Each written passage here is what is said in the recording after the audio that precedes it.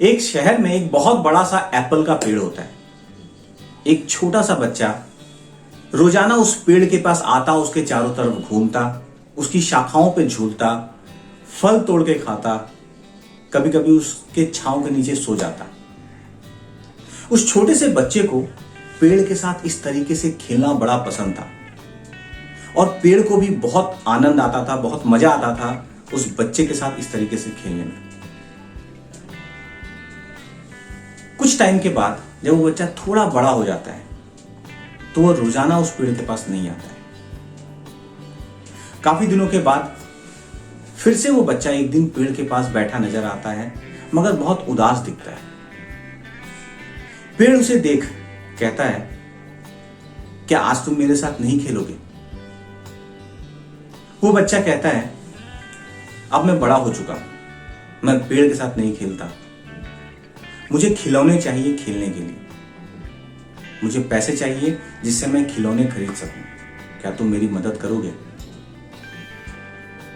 वो पेड़ कहता है, मेरे पास पैसे तो नहीं है, मगर इन फलों को तुम ले जा सकते हो, इसे बेचकर तुम्हें पैसे मिलेंगे और उन पैसों से तुम खिलौने खरीद सकते हो। वो बच्चा बहुत खुश हो जाता है और खुशी खुशी वो पेड़ से बहुत सारे फल तोड़ता है और उसे लेकर चला जाता है, मगर फिर से वापस नहीं आता है। काफी साल के बाद अब वो बच्चा बड़ा हो चुका होता है और वो फिर से एक बार पेड़ के पास आता है। पेड़ उसे देख बहुत खुश होता है, बहुत एक्साइटेड होता है और उस लड़के से पूछता है, क्या आज तुम मेरे साथ खेलोगे? वो लड़का कहता है, मेरे पास टाइम नहीं है, मुझे बहुत सारे काम करने हैं, बहुत मेहनत करना है, अपने परिवार, अपनी फैमिली के लिए मुझे घर बनाना है, क्या तुम मेरी मदद कर सकते हो? पेड़ कहता है, मेरे पास तो घर नहीं है, मगर मेरे पास ये शाखाएं हैं, इन शाखाओं को काटकर उनकी लकड़ियों से तुम अपने लिए घर बना सकते हो। वो लड़का बहुत खुश हो जाता है और खुशी खुशी पेड़ की सारी शाखाओं को काट डालता है। पेड़ उस लड़के को देख बहुत मुस्कुराता है, बहुत खुश होता है। वो लड़का उन सारी लकड़ियों को लेकर वापस चला जाता है, लेकिन फिर से पेड़ के पास नहीं आता है। काफी साल बीत जाते हैं और फिर कई सालों के बाद अचानक से वही लड़का वापस पेड़ के पास आता है।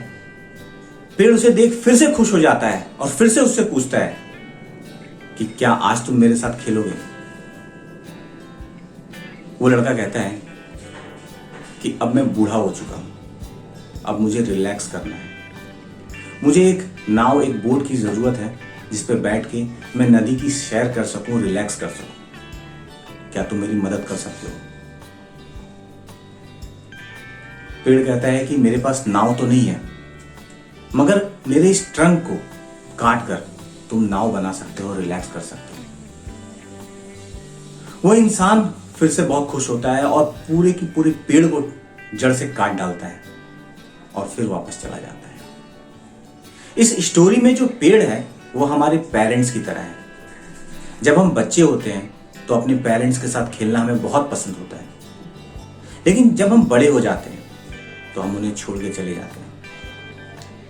जब भी हम परेशान होते हैं, प्रॉब्लम में होते हैं, तो हम अपने पेरेंट्स के पास ही जाते हैं। हमारे पेरेंट्स हमारे लिए हमेशा अवेलेबल होते हैं और खुशी खुशी जो भी उनके लिए पॉसिबल होता है वो हमारे लिए वो कर देते हैं। सो इस कहानी का जो मैसेज है वो बहुत ही सिंपल है, respect your parents, love your parents. That's it in this video. Good luck, love you all.